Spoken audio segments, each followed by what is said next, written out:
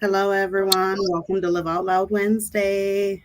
Tonight is our Domestic Abuse Awareness Month.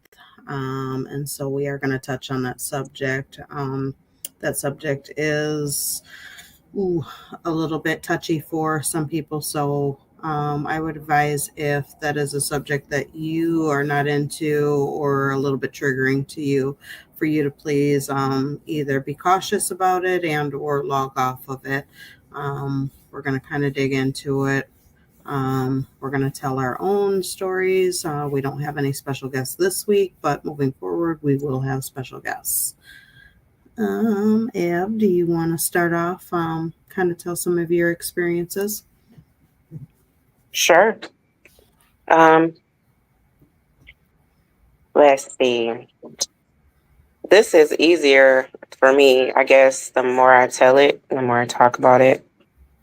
Simply because there's growth, right? There's always growth as you move forward and time goes by, and as you help more people, the more you help other people, the more, I don't know, for me, the more I'm finding, the more that we help other people, the more easier, because it's still painful, but it's a little easier to tell it for me, versus 2 years ago versus last year.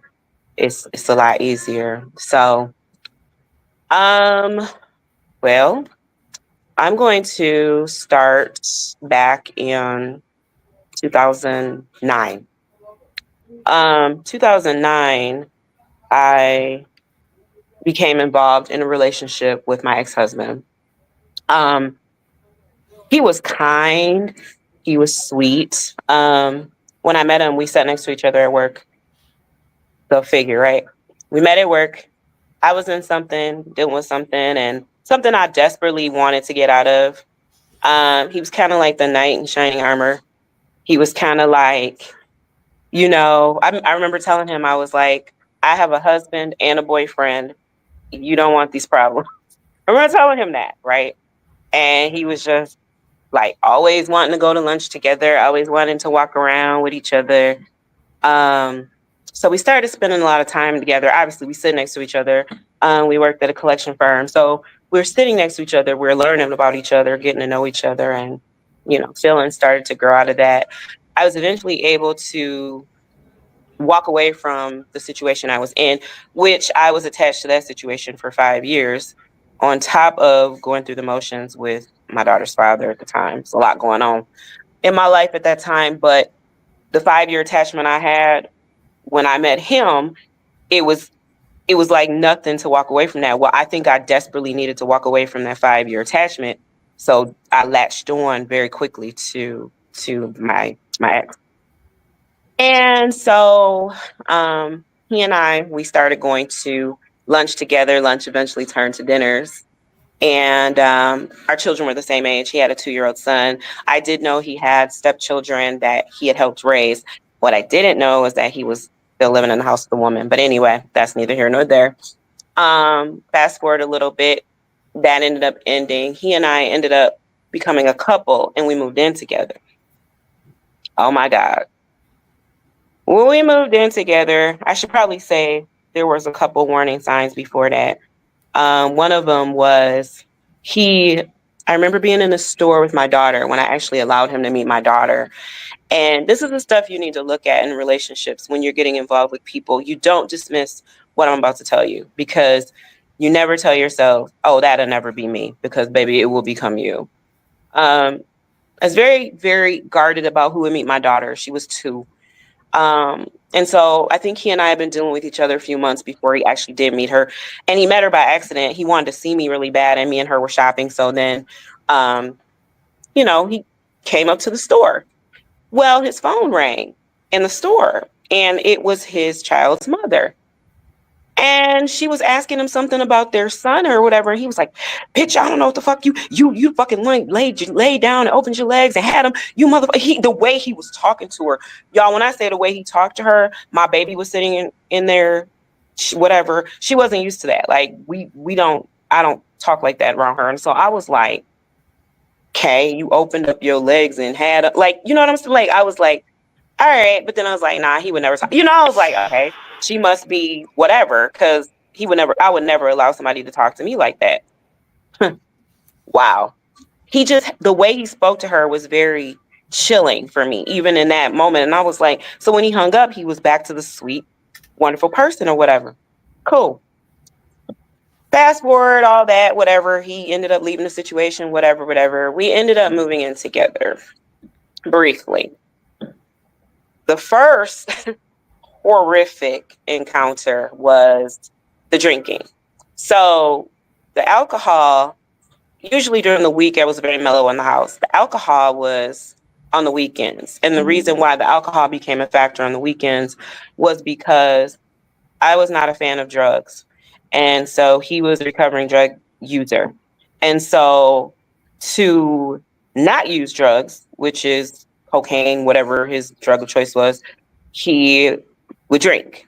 And so looking back on it now, where I am now, I really believe a lot of that was blame. Like the anger he had in the drinking was probably being angry with me because he had to make some adjustments in his lifestyle. But at the time, it was like, okay, every weekend you got to get drunk. Like here we are every weekend.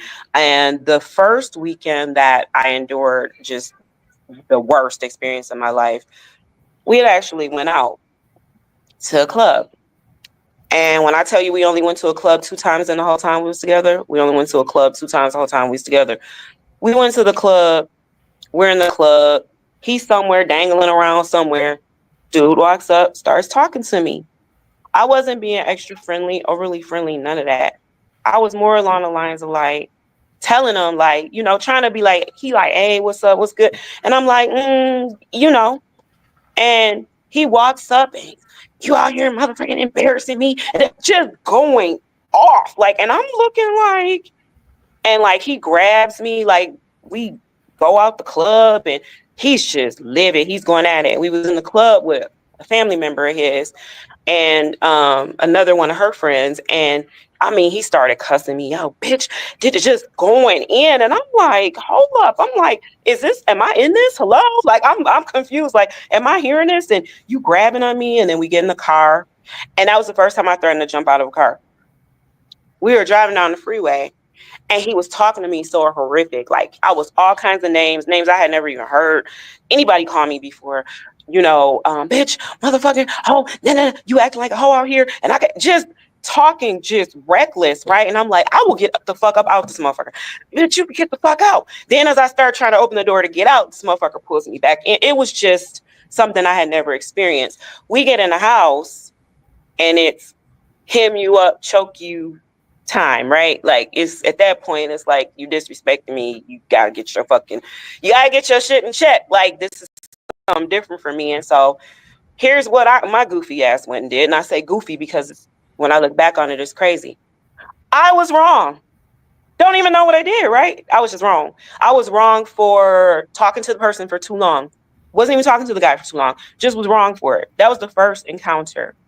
So what did I go do? I went and got a tattoo. His name on my back because I had to prove my undying love because I was being I was given the silent treatment for days. I was being made to believe that I was just the Antichrist for nothing, y'all, right? Because if y'all hearing it now, that don't even really sound like nothing, right?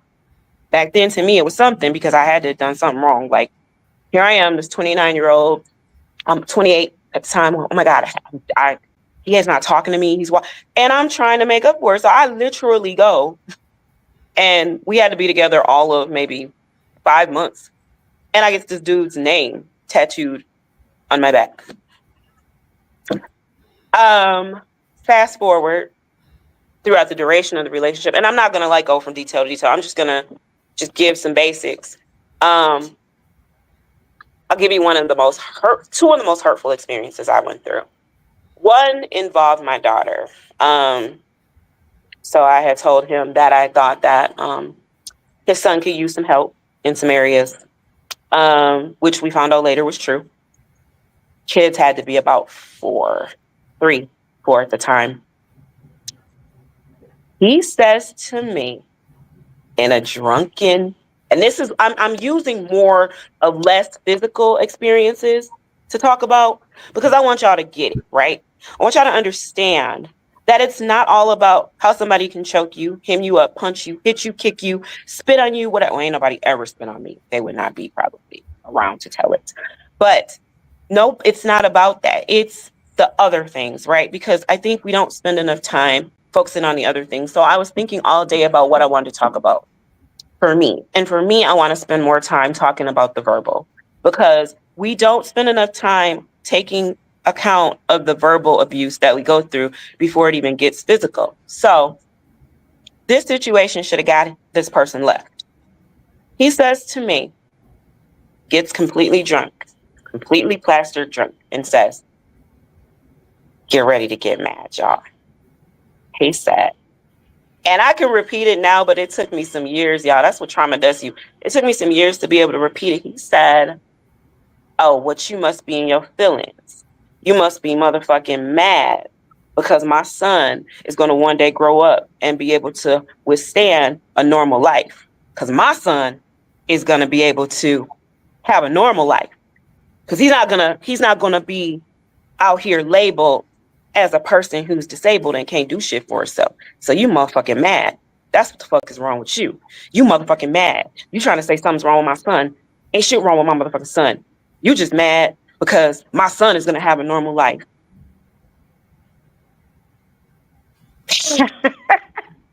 Woo. I said that to y'all. You know, it took me a long time to be able to repeat that. A long time. Y'all know what it is for me. My daughter has cerebral palsy. She was born with a brain injury. You jealous of a baby? Like, that's something else. You know, my daughter, when she was 3, she has a split on her ear right now to this day. I left her in his care. She had to get a stitch. I can't tell y'all for the life of me if she really fell and hit that table or what the hell he did to my baby. But I'm going to tell you right now, I never want to find out. All I know is that she was young enough at the time to whatever it was that could have possibly happened. She's all right now. And God got her. God made sure that the situation was no longer a factor. But when I say what I said just now about what was said, those are the things that I'm speaking of. Nobody has a right to verbally misuse, mistreat, abuse you out of their mouth. Nobody. I would always get said, so I remember a couple times, oh, you think you motherfucking mother of the year over both these kids? You ain't mother of the year. And then the next morning, you're everything. Why? I don't know why I said that. I was drinking. I was this, that, and the other.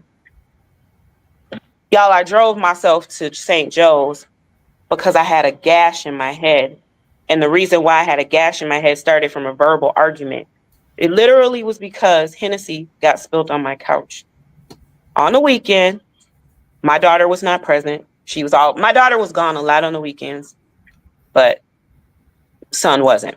So I got choked and pushed up against one of the pictures that was in my house. You know, them glass pictures. And it cut me in the middle of my head. And I'm bleeding. And I had to drive myself because he passed out drunk. I had to drive myself to the hospital. And when I got to the hospital, I lied at the hospital and I told them that I was robbed on Lake Street and beat up. And they wanted me to file a police report because I said it happened outside my job. And they wanted me to do a CAT scan. And I booked it up out that hospital because I was scared, because I didn't want them to get in trouble. Because for whatever stupid reason, I was still trying to save the relationship and save face. We were married at this point. We had been married all of 5 months when this happened. Now, mind you, the day we got married, he cried on his knees and told me I would never put my hands on you again. I would never hurt you. I'm sorry that I've hurt you. I'm sorry that I've done all the things that I did. We want to believe so bad that the words that people spew out of their mouth is what it is that it's going to be. And yes, I'm bouncing around because there's different elements to why certain things happen and why our brains as women, or our brains, men too, but our brains just make us really like stick in situations we have no business being in. The fact that you told me on our wedding night that you're not going to put your hands on me again, I romanticized somewhere in my brain that because we got married, you aren't going to be abusive anymore because we're married now, and we were going to leave that behind. I romanticized that because we were moving into a new house together, because we were moving, that because all the old stuff happened in the old house, none of that stuff was going to happen in our new house. But it did. It continued. It got worse, and it got worse, and it got worse. And another experience that I want to share was going to school. So I went to college, did my little 2 years, whatever, in 2000, after high school, whatever. Then went to school. Well, I wanted to go back to school. And 2012, I went to enroll in National American University. I was happy. I was excited about it. I was 31. I wanted to give my daughter more. I wanted to have my bachelor's. I wanted to have my master's. I wanted to have all that. I was like, shoot, I'm 32. By the time I'm 30, you know how you do the little countdown. By the time I'm 36, I could do this. Girls, ladies, women, whoever's listening, shot my whole little dreams down when I came home and I said, I enrolled in school today. And before the alcohol was a factor, because this was a weekend, before the alcohol was a factor, it was like, oh, that's good, babe. Okay, glad, it's good. But as the night progressed and the drinking progressed and the music and the drinking progressed, the hate and the dislike came to that person's face. And then it became this, National American University ain't a motherfucking nationally accredited school. It's regionally accredited. I'm sitting here like, wait, I'm confused. Like, I said, well, whatever. It doesn't matter. I'll have my 4-year degree. Do you know, 5 minutes after that, it was, you stupid as fuck. Why the fuck would you go and try to register in that school and try to graduate? You ain't even fucking talk that over with me. We weren't even married yet. Now I said I'm bouncing back and forth. We weren't even married yet. What the fuck you trying to do? Oh, you just gonna go make moves without me? You just gonna make motherfucking decisions without me? I'm sitting here like, where did the switch go from on to off? Because I'm trying to tell you, 2-3 hours ago, you was like, which I could feel it then, but it was more along the lines of like, okay, you said your piece. Like, okay, yeah, that's good. But it was like a phony that's good. But at that time, you want to believe your partner is not jealous of you or don't want you to, not succeed. And so he literally, enraged, pushes me up against the wall. You motherfucking think you gonna be better than me? You think you better than me because you trying to go to school and you gonna get your 4-year degree, or you gonna try to think you better than me trying to lead somebody? Motherfucker, fuck you. You ain't shit. That ain't shit. You going to a bogus, stupid ass school any motherfucking way. That ain't motherfucking shit. Just down in this. And I'm sitting here like, so what did I do? Monday, I called the school, disenrolled. It took me to 2022, excuse my language, but I got my motherfucking degree. Let me tell you, somebody else came along and they will steal your dreams. They will break you in half. And you won't even see it coming because you're so fixated on trying to fix whatever it is that they have convinced you is wrong with you. In my mind, it's you're stupid. Why would you go and sign up to go to school at that school? They may not be accredited the way he says, not even doing your own research, but just to save face because you don't want to be angry or him to be angry at you. You don't want to be upset. So what do? You go and you it's like you take away anything good within yourself because you want to believe that everything that person says about you is true. You ain't gonna be shit. You ain't gonna never find, this is the big one. You ain't gonna never find nobody that could just sit up with you and listen to music with you without alcohol or drugs involved. You motherfucking tripping. And if you can find that, excuse my language, you can find that nigga, go find him. Because you ain't gonna find that nigga because he don't exist. Well, guess what? I married one. I have exactly what I was told I wasn't going to have. My husband don't drink.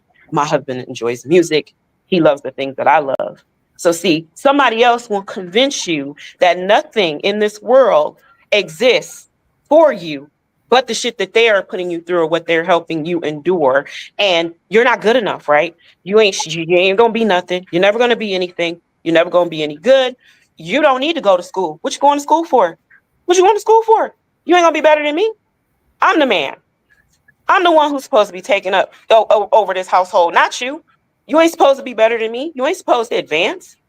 Oh no, let me hate your daughter. Let me hate your daughter because your daughter has a whole lot of love and abundance of love around her. Let me not like her. Let me act like I like her in your face. You know, there's all kinds of, and from that moment, my daughter was never left alone, ever. I with him. It was hard for me on the weekends, but every single weekend, I thank God for my daughter's father. I thank God for my daughter's her father having custody of her on the weekends, because it was not a good situation for me to be in and for her to endure. I'm sorry that the little boy endured it. There's more than her, but it was horrible. Man, the emotional abuse, the psychological abuse, the physical abuse, our bodies will heal. Let me tell y'all how I got through every day. And this is in my book too, but I'll tell y'all how I got through every day. When I started reading the Bible, that is what saved a lot of heartache and pain, because I would read that Bible to turn the other cheek. And some days I didn't even understand what I was doing, but I knew that I would have to chant and recite scripture over and over and over in my head to keep myself sane and to keep me from losing it. I was sleeping in the bathtub. I would go hide in closets. I would go sleep in my truck. I would isolate from family and friends. My family didn't see me. My friends didn't see me. I hid behind religion as a Jehovah's Witness. The people of the Kingdom Hall were the only people that I hung out with.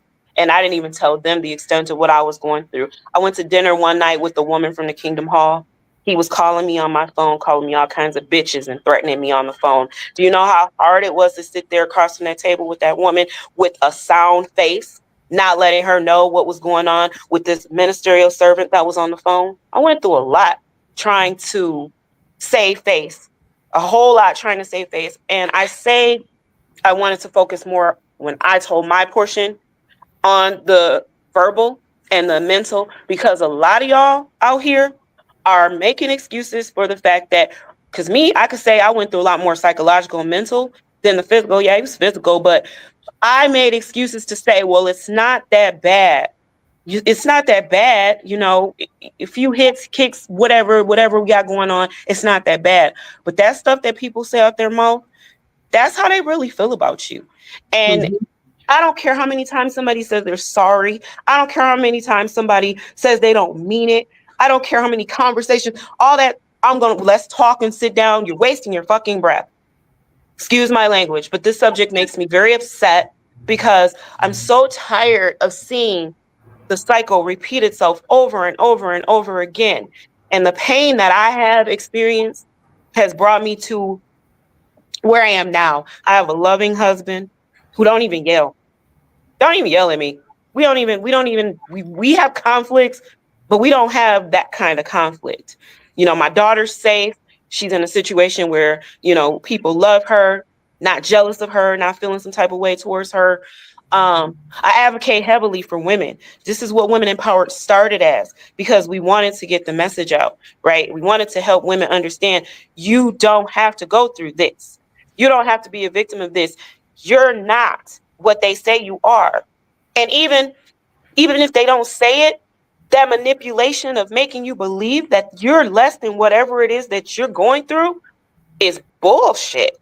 Because you're not. You're more than that. And so I really wanted to just kind of give a couple examples of how somebody's words can really make you, like, you could rechange your whole life. Who knows? I could have finished school in 2014, been done with that part of my life. Who knows? And that wasn't God's plan. That's not what I'm not saying I went against the grain, but what I am saying is people will hold you back. People will hold you back and stop you from stunt your growth just because they're jealous of your growth.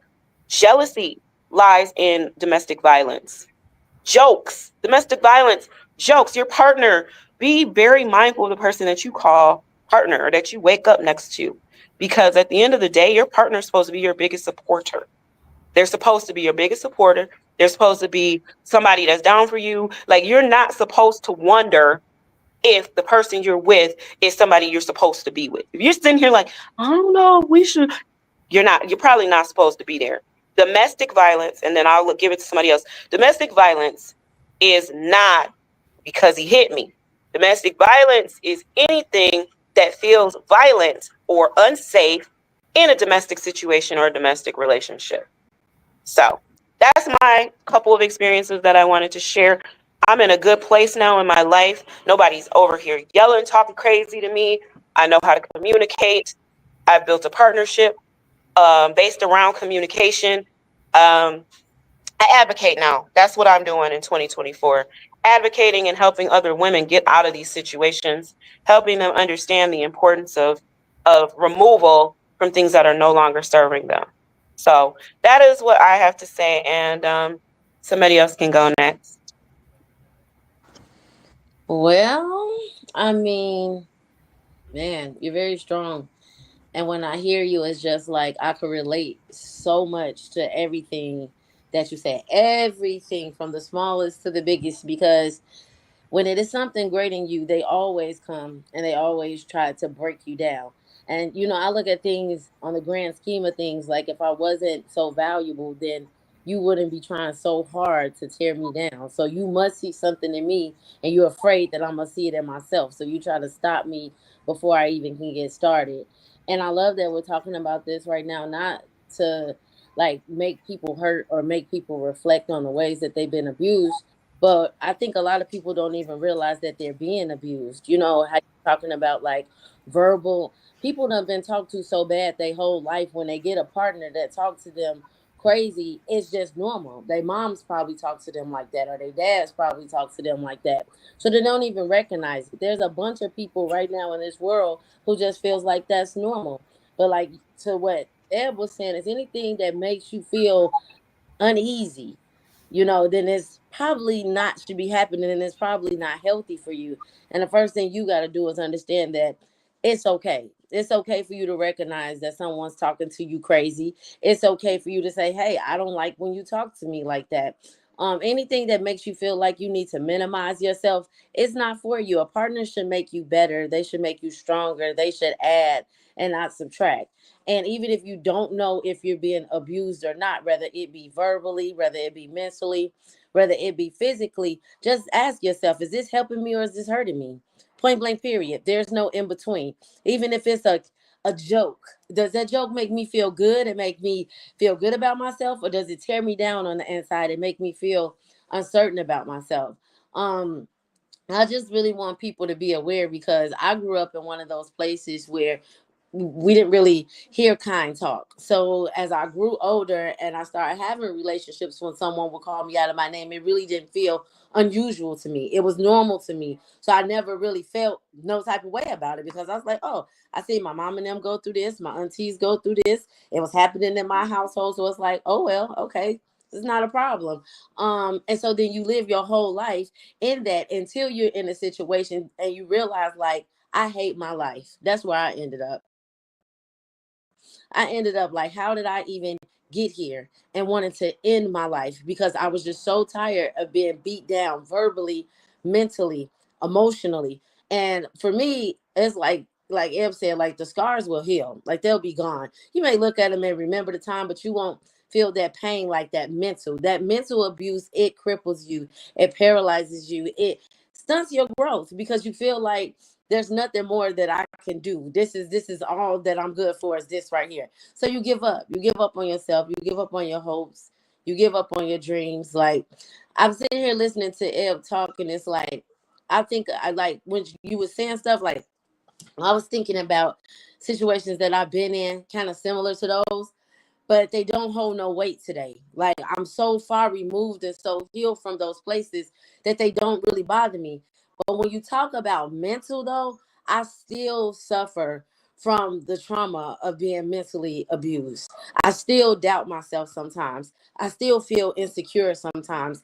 I still overthink sometimes. I still cannot really be settled in a situation without thinking like, well, this is too good to be true. Something has to be about to happen. There's such things called love bombing, right?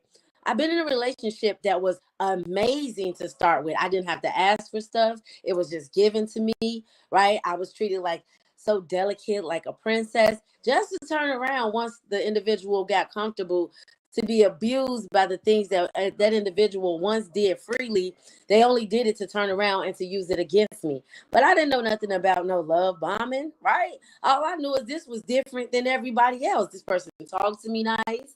They're very gentle with me. They helping me. They're adding.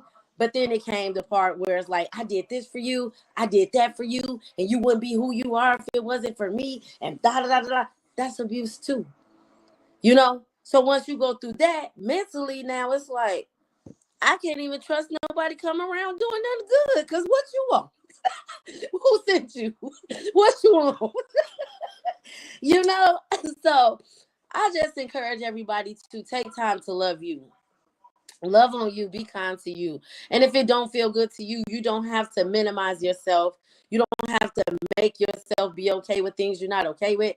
I'm not gonna lie and say that trauma don't show up in places, and it probably shouldn't be there because this is a safe space. But communicate that to your partner, right?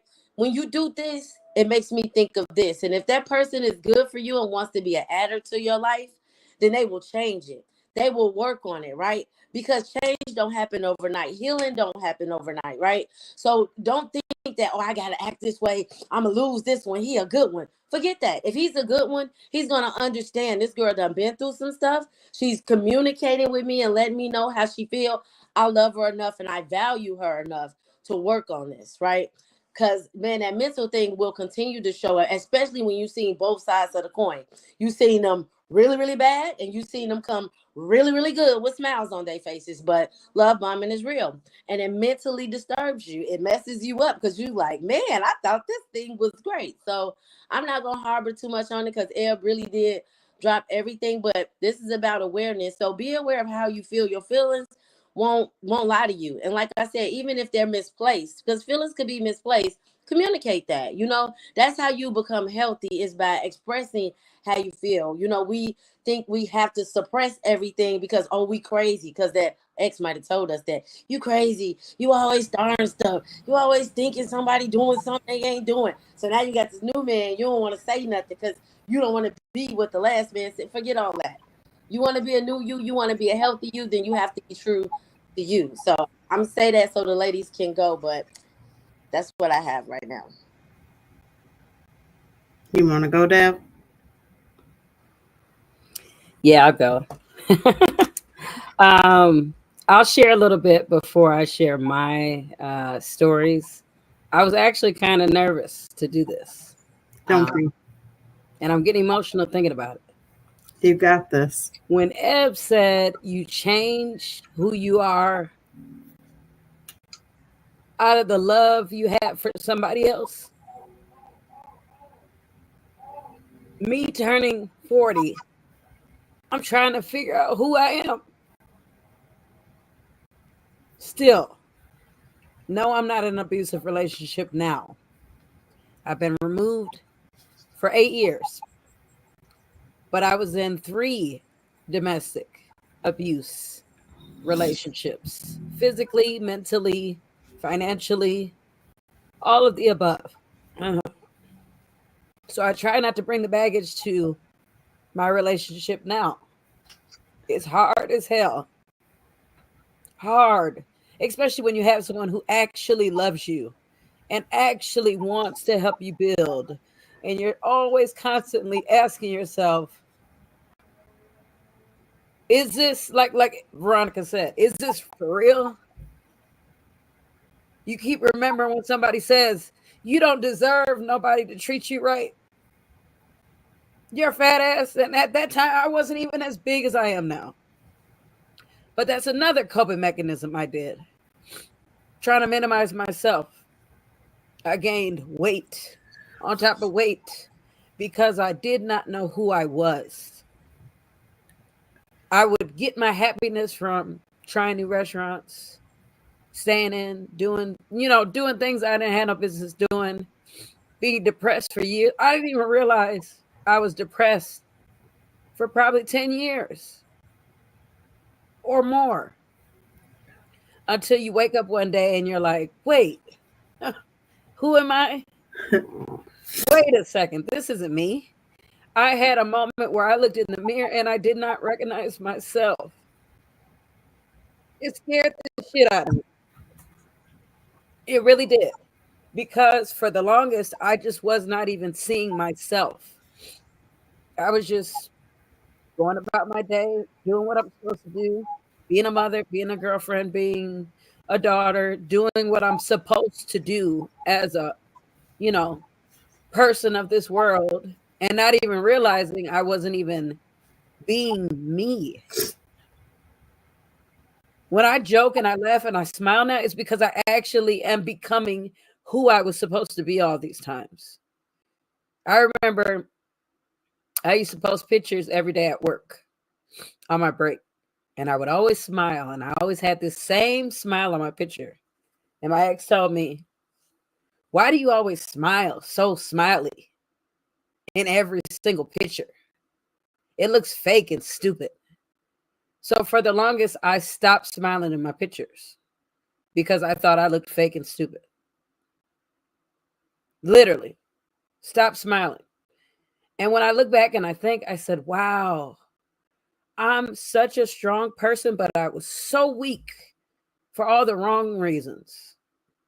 All the wrong reasons. And I'm crying not because I'm thinking about my exes or I still have, all of this hurt. I'm crying because I can't believe I allowed myself to deal with what I went through for all those years. And I remember telling y'all before, it was the one thing that I can't get past, which at that time, of course now is different. But at that time, I couldn't forgive myself. That's what I've been doing, forgiving myself. So if someone is going through something and you keep blaming yourself for what you're going through, stop. You will forever blame yourself. You can't control nobody else's actions. You can't control that somebody does not love you correctly. You cannot control that this person's only way to show that they love you is negative. They can't change that. That's how they are. Especially if they're doing it year after year, it's not going to change. And like me and among, I'm pretty sure hundreds of thousands of women that I know, you are trying to wait on someone to change. They're never going to change. They ain't never going to change. They're not. And you have to look inside yourself and say, this ain't it. I got to go. It's going to be hard. You're going to have to start over. You might have everything you wanted in life except for that happiness. Leave it. It ain't worth it. If you got to start over, leave it. Because peace of mind is the best thing you can have in your life. I sit in my house, sometimes in silence, and I can't believe how much peace I have in my heart. Sometimes I don't even think it's real. I'm like, is this a dream? This got to be a dream. It's not. And when I look back at everything I went through, I'm like, man, what was I thinking? You know what I mean? Like, just to be with someone. When I don't even know what experiences to really talk about because I've been through so much. I was like, what should I talk? I asked Reggie, what should I talk about? He's like, talk about something else. I don't know, somebody else's situation. I'm like, I don't know what to talk about. But you know what? You don't. So I kicked that off. But I feel like if you don't have anything, I mean, as far as like the sharing that exactly, I think we're on a good pace. I know if Davina wants to share hers or if you want to share, but I mean, we're going at a good pace with even Veronica. Like Veronica was able to, like I said, I kicked it off because the reality of it is that we all know what it is. We know what domestic violence is. You could share yours, she could share hers, I could share mine all day. Mm-hmm. But one thing for sure is that to be able to go to your current partner and to say, hey, babe, what should I talk about in regards to the domestic violence that I've dealt with means you have elevated. This is this is to show that there is a light at the end of the tunnel, right? Mm-hmm. You can elevate. And so even that right there was just everything for me to hear. I mean, I know that y'all, but for other people, I'm sure like, dang, she can even go to her current partner and be like, what should I talk about? Mm-hmm. That's just dope. And, so if you don't want to, get into all that, just keep talking because it's great. We're where God is placing us to be, and the message that we are given.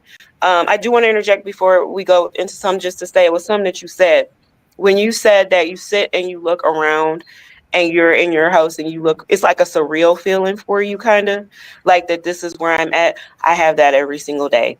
Yes. It's something that when it's a graceful feeling when you're able to walk away from something that's breaking you. And I do want to share really quick before I forget later, when you're dealing with somebody, and again, we're not honing in on physical. Domestic violence is domestic violence. When you are dealing with somebody and you promise yourself that you are this strong person and ain't nobody ever gonna break me and ain't nobody ever gonna abuse me and ain't nobody ever gonna do this because I'm me, you're lying to yourself. Because I'm one of the toughest people out here in the world when it comes to fighting. I know some of you other ladies are too. And the honest to God truth is that I was weak. And I needed to be able to own that and admit that to myself, that I was in a situation that I didn't any longer have the control to walk the fuck away. I didn't have control of my own life. To humble us all. Yes. At the time of our need to be humbled in every and any situation. When we think that we are unstoppable or irreplaceable or wherever it is that we at, he seems to meet us in that area to show us that this is not that. And so, when you think that I'm unbreakable, he shows you like, yes, girl, you can be broken.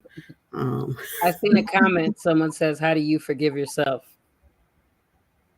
Answer that. Me personally, it took time. I had to really look at every situation I went through and say it was not my fault. Because a lot of times I was blaming myself. Oh, maybe if I didn't say this, then he wouldn't have put his hands on me because of that. Or maybe if I would have gave him sex more often, he wouldn't have cheated on me. Or it's so many different scenarios where you try to make light of the reason why someone is abusing you or mistreating you. And honestly say, no, they would have did that regardless. This person is just a bad person. They might be a good friend. They're not a good partner. They're very abusive. A lot of people know my exes and they're like, dude, cool. Like, dude, cool. He really is. Like, right. I'm gonna piggyback and say, man, people be like, the brother from the hall? Yes, the brother from the hall with the suit. Right. Yes, with the suit. Like, yeah, him. And the shiny shoes. Yes, him. I would also want to add to part of getting to know yourself. When you get to know yourself, you start to love on yourself a little bit more and start to appreciate who you are, which then you're able to start setting up certain boundaries and starting to notice things that you will and will not tolerate in life.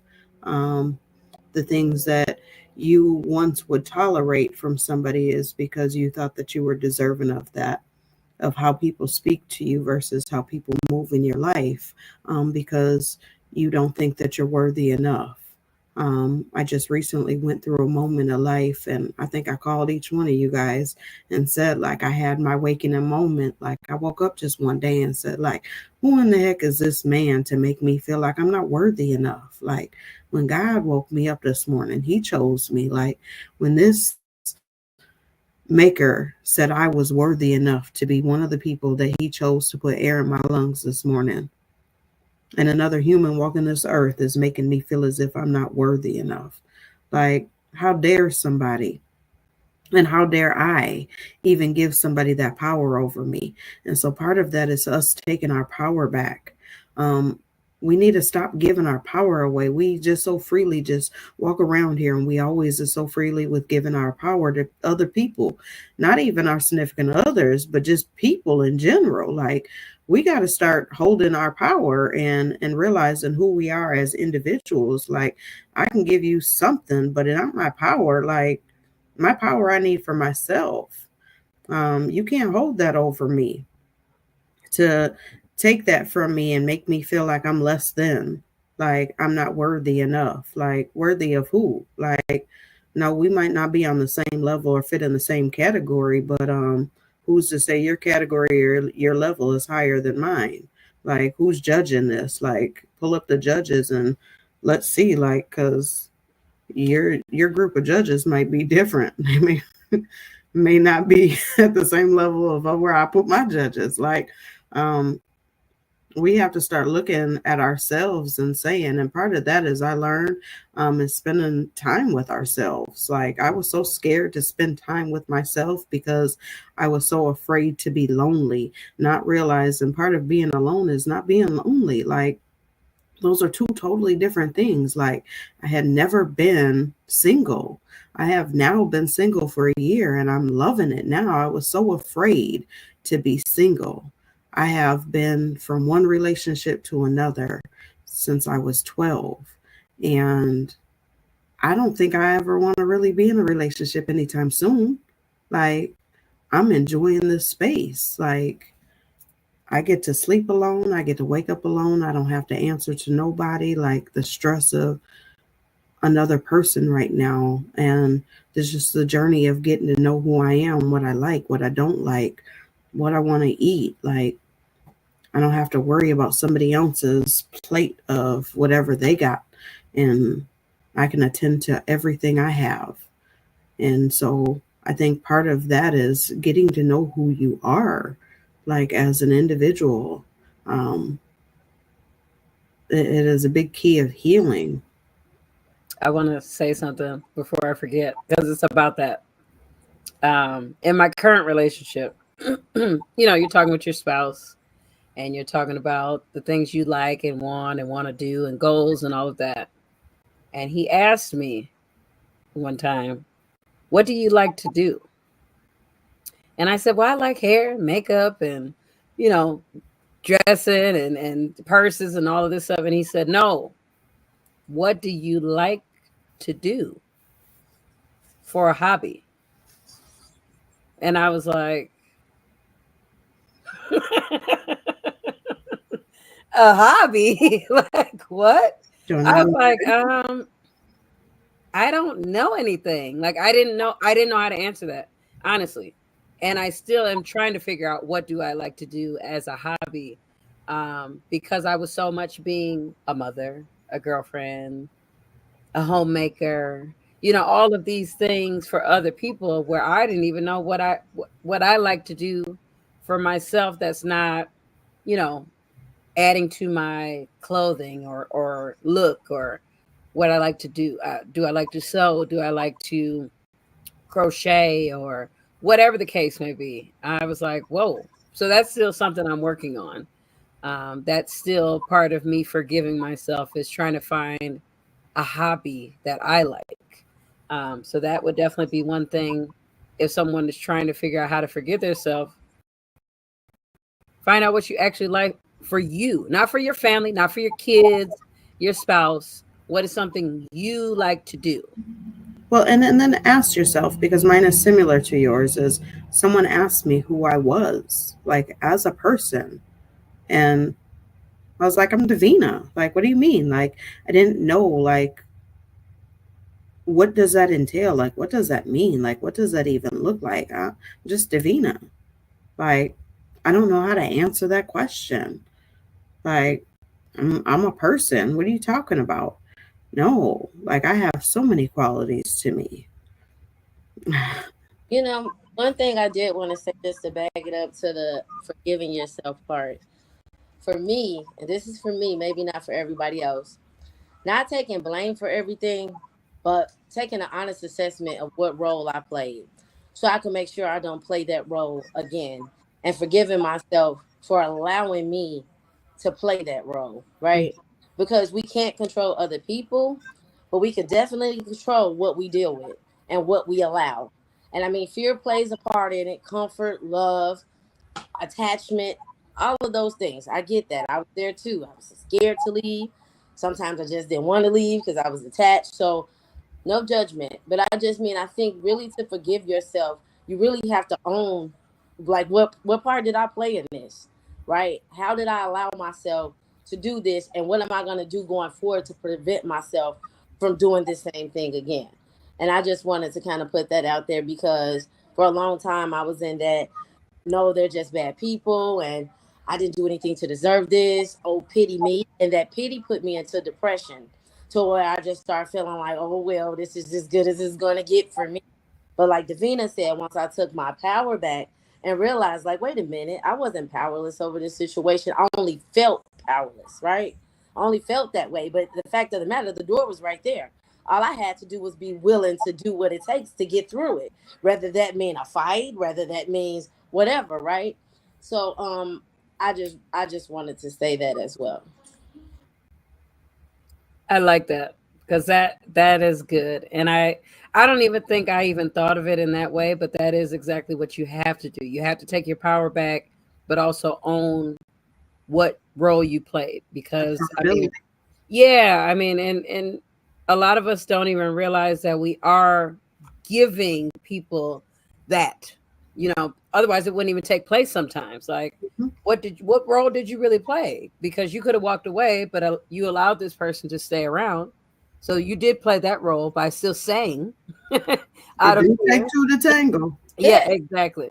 Well, a lot of times I think it's that holding out for somebody to make a change. You know, it be those conversations that you have with this person after you've had so many different issues with them where they're constantly saying, it's going to be better this time. It's going to be better this time. Or maybe they're not even saying that. Maybe your mind wants to believe it's going to get better this time and it's going to be better. Like I told y'all about the houses. Oh, we moved out of this house. We're going to move into this house. It's going to be better when we move into this house because he mistreated me in that house. But now that we're in this house, it's going to be a whole lot better because it's a new environment.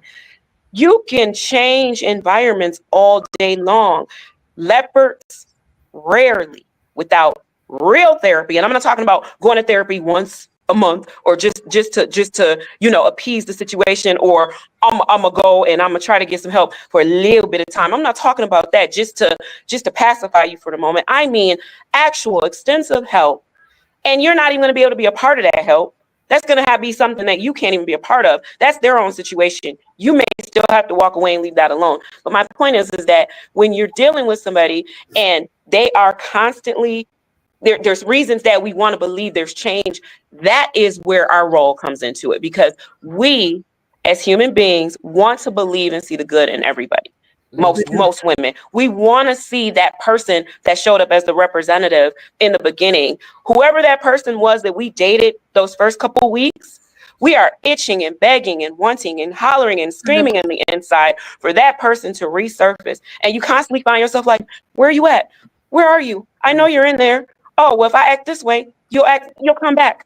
You're right. We see a real you. We need to take heed of that, and we need to know that that is the real you, and we need to always hold ourselves accountable for that. We always need to be 100% with ourselves and be honest. I told y'all before, the man told me, like, I won't be good for you.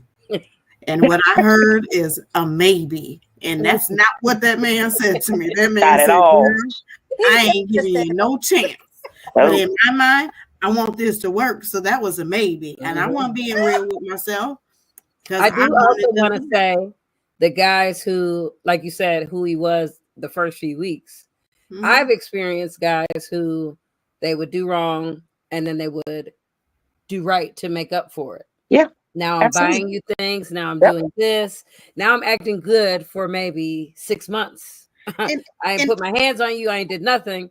And then boom, there's something that happens where now this person comes back again. So it's and so let's really talk about that just for a hot second, because we only got a minute left. So let's talk about that, because there's trauma. We all have been traumatized in some sort of type of way.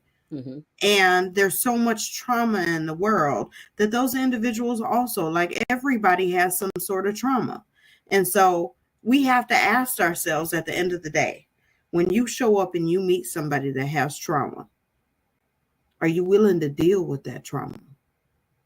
How strong are you, and how much energy and force do you want to put into this person that has this trauma? That's that decision you got to make in the beginning, though. In the beginning. But I feel like That's why the older we get, we're supposed to be able to have those conversations. I think sometimes, well, myself, I'll speak for myself.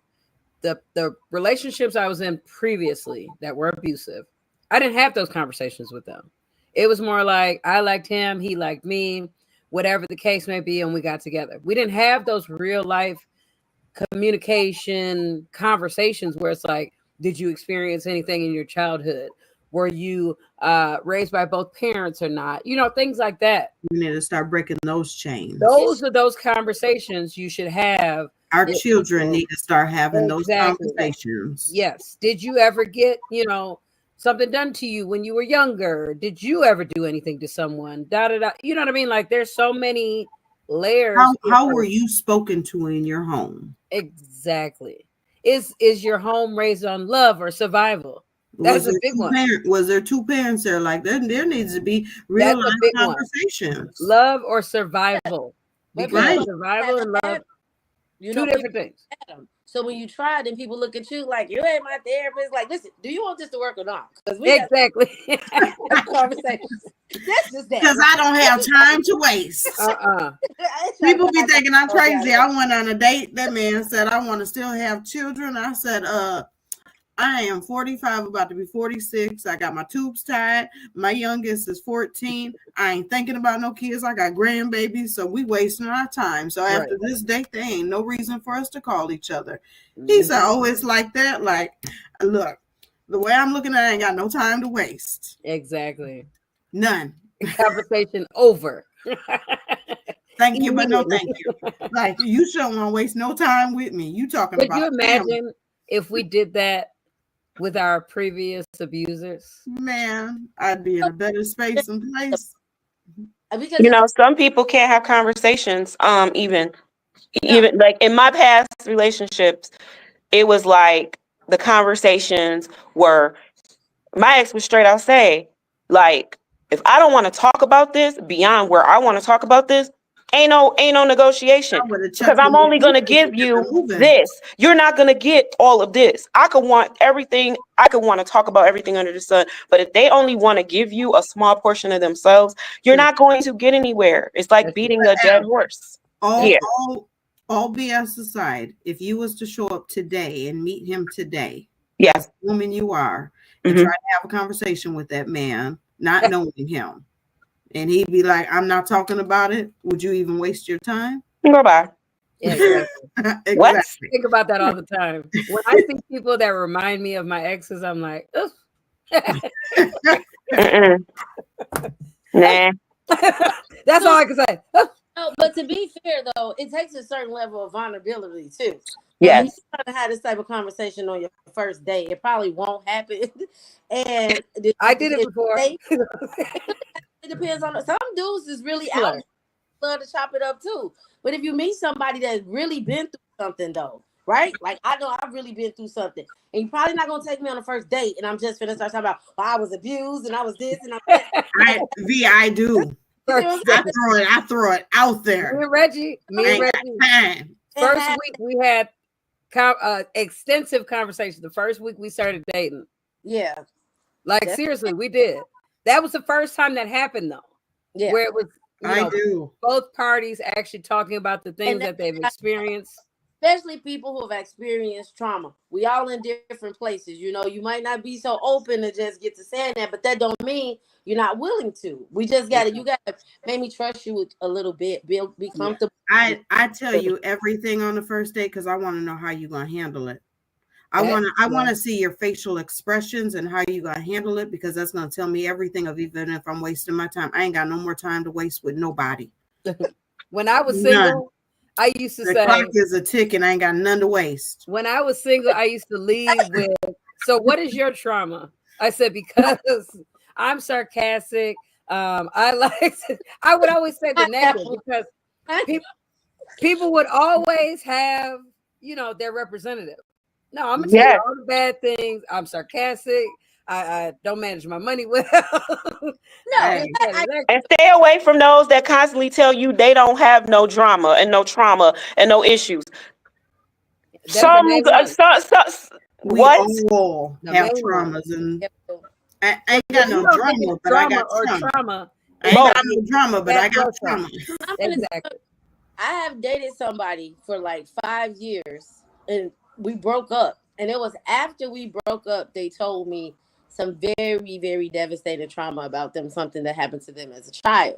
That's why I'm saying that. Like, just like us, sometimes we can put it way back in the repertoire and it takes time to come out. True. So I'm just advocating for those people trauma that want to get help and want to be better, right? Yeah. But they just may need a little time to be able to express themselves and be comfortable. And maybe by us expressing ourselves first will help them be comfortable that way. Come on over to Women Empowered. Yeah. Yeah. Come on over.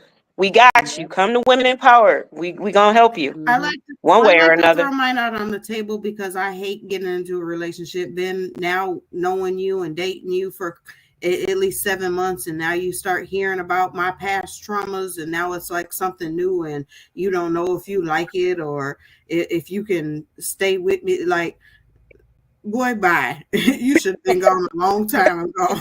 Like, here, let's go on and get this out to the door so then you know if you can handle this or not. Like, I've been through some things and it is what it is. Like, it's not who I am today. It holds no bearings or no weights over me. Veronica, I'm sick of you. It's so cute. I love it. But hers is like spewing out real hurts. I know. I don't know. It's cute. It's so cute. Okay, y'all, we gotta go. No, but see, I love you too, girl. Thank you for Right. Our next live is next Wednesday, you all. We're having our sisterhood brunch this Saturday. So like the orange event. It's gonna be lit. And what will we have with us at our event? Baby. What will we have? What will we have? And love. We'll have smiles. I'm excited. I'm excited about Saturday. And then next Wednesday, we're going to do another domestic violence segment, but we have a special guest next Wednesday who is coming on to talk about. Oh, we'll love that, Stephanie. I didn't even know you was on here. Hi, Stephanie. We'll see you Saturday, girl. No, but we have a special guest that's going to come on next week on Wednesday and talk about their experience with domestic violence. If anybody's feeling comfortable and they want to come on for the month of October, this is our second year doing this, having guests on that wanted to share their experiences. If you're not comfortable, that's fine. But if you do, please reach out to us and we will get you set up for the next couple weeks in October. Definitely, we're excited to be here and help you guys. And it was real heavy when I first started talking, but I think the light at the end of the tunnel, truly, and I can speak for myself, but I'm sure and this will just be my takeaway and I'll let everybody else have it. But my takeaway, or what I want everybody to remember in this process or this situation, is if you're in this particular situation of uncertainty, dealing with somebody or domestic violence or anything of the sort, really, truly, truly look at the person's representative, who they were in the beginning. Look at where they are now or where you are in the relationship now. Ask yourselves questions. If you're finding yourself making excuses for that person, making excuses for why you're being treated that way, if you find yourself doing any of the things that we spoke on this evening, that's probably, you're probably in a domestically violent situation and you probably need to get out. No, you definitely need to get out. I know it's easier said than done, but we're here. We're here to help you individually, together, prayer-wise, whatever. We are here to help. So just wanted to let you guys know that. And that's my takeaway. And I'll let everybody else have it. I can go next. My takeaway would be, do not wait until you are changing your life and some later years to say, I want to actually be happy. I tell my children that because they're still young. Do not wait until you're almost 40 like I did to say, who am I? Who am I? Don't do that. Don't keep pushing yourself down allowing any negative, treatment to be done to you. Stop beating yourself up. Find yourself. If that is away from someone, get away from them. If that is you rebuilding yourself, rebuild yourself. Women Empowered is here to help you to get through anything, whether that's through prayer, like Eb said, through one of our workshops, anything. We have a lot of different services. So please make sure to check our page to see what we have going on throughout the week. But don't just wait. Time waits for nobody. You can't get any of your time back. That's my takeaway, is embrace the now, and love yourself. That's my takeaway. Just like Miss Devin just said, love yourself. What you're looking for in someone else, give it to yourself first. And you'll see how your taste in people change. Point blank, period. Whether it be friends, significant others, whomever. Love you first. And do everything with you and for you that you want somebody else to do. And stand on it. That's my takeaway. I'm going to piggyback on that. Take your power back. It's that time. Stop giving our power away. We have to keep that. We need that. It's time. We have to love on ourselves. In order to be able to love somebody else, you have to love yourself first. Don't water yourself down to be with somebody else, to be able to fit in with somebody else. Stop dumbing yourself down. We as women have to stop doing all of the above of that. We've done it enough and for too long. And it's time for us to stand up and be who we are. If it's for us, it will be. Like, we don't have to fit in with anybody or for anybody. Like, the people that we are supposed to be with and be around, they'll come to us. Like, there's a place and there's a space for everybody. And you don't have to water yourself down. You don't have to dumb yourself up, and you don't have to give away your power in order to be able to belong. I love it. We love y'all. Thank you for tuning in. If you're watching this live or the recording later, please leave us some comments, feedback. If you want to see some type of podcast from us, let us know. If you want to be featured on one of our podcasts, let us know as well. We love y'all. We'll let y'all go. Good night. Peace. Bye. Have a good night.